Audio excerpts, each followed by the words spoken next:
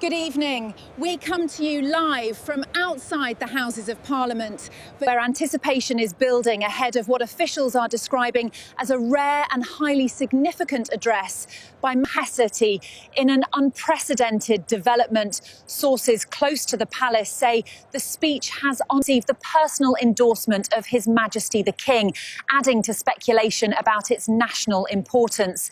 Crowds have gathered throughout Westminster, while political leaders, dignitaries and members of both houses prepare tickets to hear remarks expected to outline a bold vision for the future.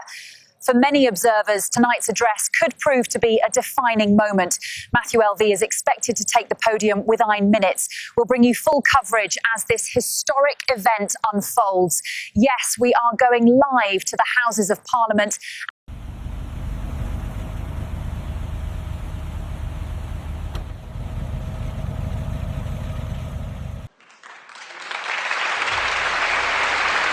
Good afternoon, Mr. Speaker, members of Parliament, and distinguished guests.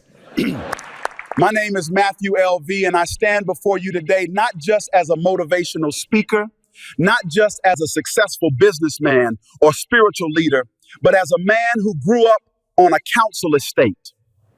I was talking to my good friend, the King, that 50 years ago, if you had looked at the street where I was raised, many would have seen statistics.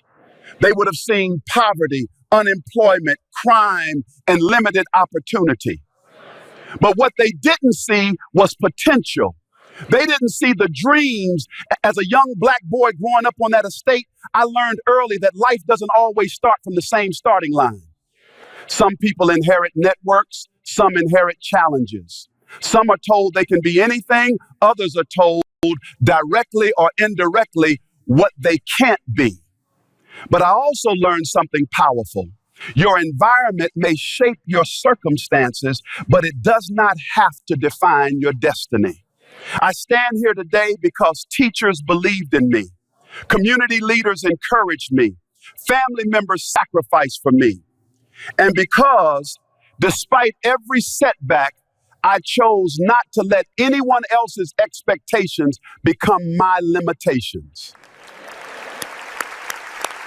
The question is not whether they have the ability. The question is whether we are creating the pathways for that ability to flourish. Across our nation, there are young people on council estates right now with the intelligence to become doctors, engineers, entrepreneurs, scientists, artists, and future members of Parliament.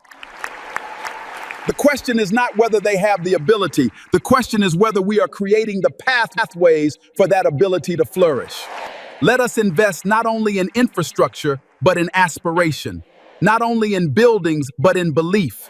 Because when a young person sees possibility, they begin to act differently. When they are given opportunity, they begin to achieve differently. When they are given the opportunity, they begin to achieve differently. I am living proof that success can come from any postcode, any background, and any community. So let us build a Britain where no child's future is determined by where they were born, what they look like, or how much money their parents earn. Because greatness exists in every corner of this country, our responsibility is to ensure it has the chance to rise. If you are in Wales, Scotland, Northern Ireland, or England, and it does not matter what people say, we are a united country. We are the United Kingdom.